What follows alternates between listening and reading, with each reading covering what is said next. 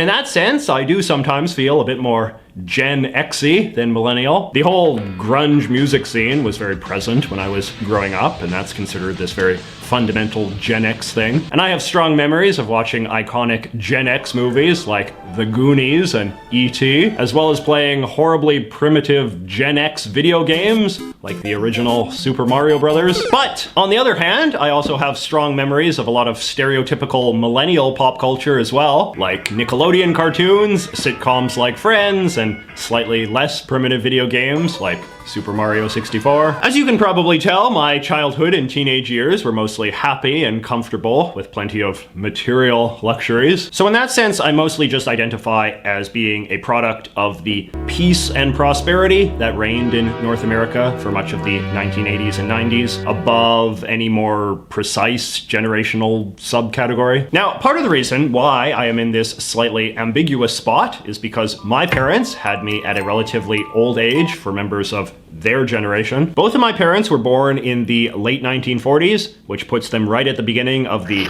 Boomer generation, so named after this big boom of babies that were born right after the end of the Second World War. My father's family I usually think of as being relatively stereotypical, multi-generational, middle-class Canadians. The McCulloughs had already been in Canada for over 100 years by the time my dad was born, which I think is relatively common for white Anglo-Protestant Ontario families like his. My father's father served in World War II, but he never saw direct combat. He did something to do with weather monitoring in England or something. Historians sometimes say how a lot of us in the former Allied nations are the descendants of a lot more boring World War II veterans than we like to admit, just because a lot of the people that did the most dramatic fighting were killed or crippled and didn't wind up having families. My dad's mother, who only died relatively recently at the age of 97, worked in a munitions factory during the war. My father's always been quite proud of being the child of people who served their country during World War II, which I think is fairly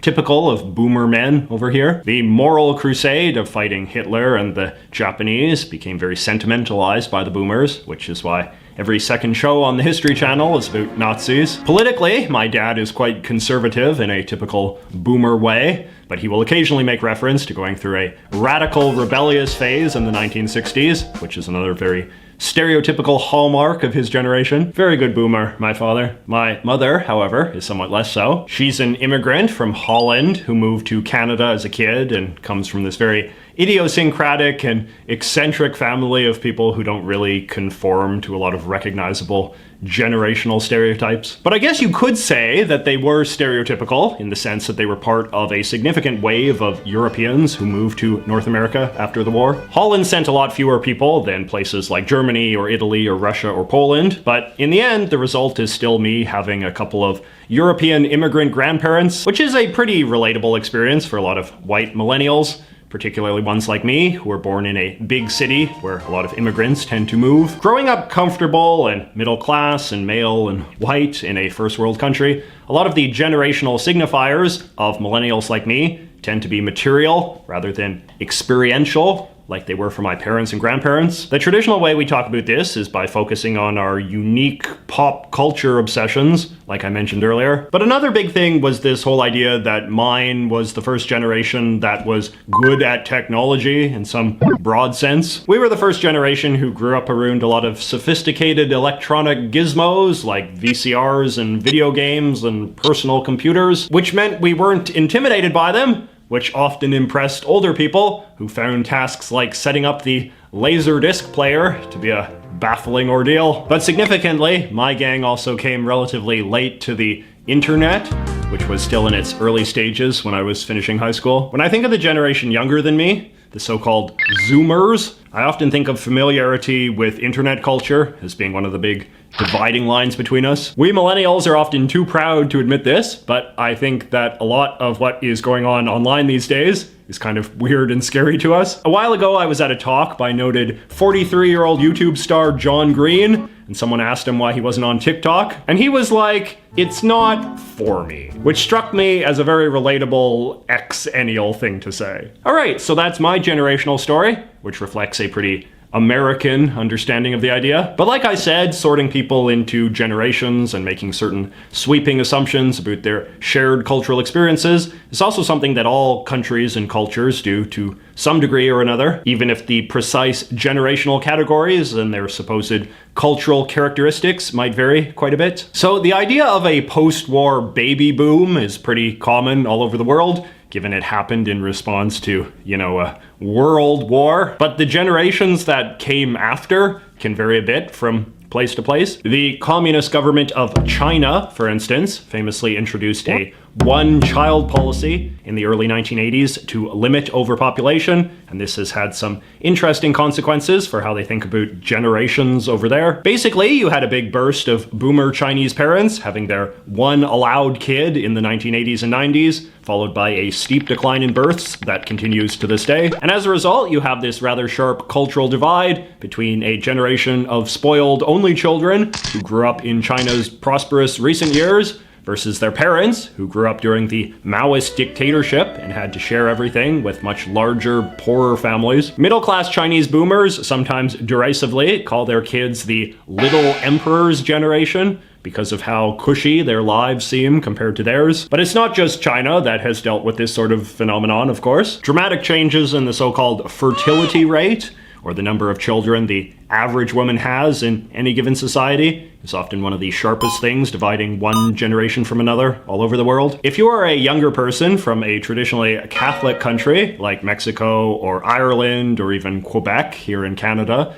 you are probably very familiar with the experience of your parents or grandparents having a ton of brothers and sisters compared to you. Countries that have undergone a lot of economic growth in a short period of time, like Indonesia or India, have extremely sharp differences in family sizes between the generations too. A boomer Indian is very likely to have around 5 or 6 brothers or sisters, compared to a zoomer Indian who will probably only have 1 or 2. The reasons why families in much of the world have been getting smaller and smaller over time is, of course, this big complicated topic involving things like declines in religiosity or fewer people being farmers and stuff like that. But one cultural consequence I've always been sort of fascinated by is the idea of family drama being much less of a thing for the youngs these days. I'd be curious if this rings true for you, but I know that one thing that often makes me feel very distinct from my parents or grandparents is that I don't have this gigantic cast of in-laws and nephews and cousins and so on to deal with the way that they did. Generational cultural differences can also heavily revolve around politics, which is something I talked a bit about in my pair of award-winning videos on eras of history. According to the International Parliamentary Union, the average global age of a politician is 53, which means that most of us are living under the rule of boomers or older Gen Xers, which in turn means living in a political culture shaped by their unique generational preoccupations. The political commentator David Frum once had this great line where he said so much of modern politics is just endlessly rehashing debates from the 1980s about problems from the 1970s. In parts of the world that have only gained colonial independence from Europe relatively recently, like Africa, Asia, or the Middle East, it is popular to make big assumptions about the character of the generation that grew up under foreign rule versus those who have only known freedom from it. A similar thing is common in countries that went through some period of dictatorship in the 20th century, in which the older generation will often make the experience of suffering through it and striving for freedom a central part of their generational identity. For instance, I recently came across this quite moving video on YouTube in which old people from the Philippines tell Filipino millennials about all of the horrors that they experienced under the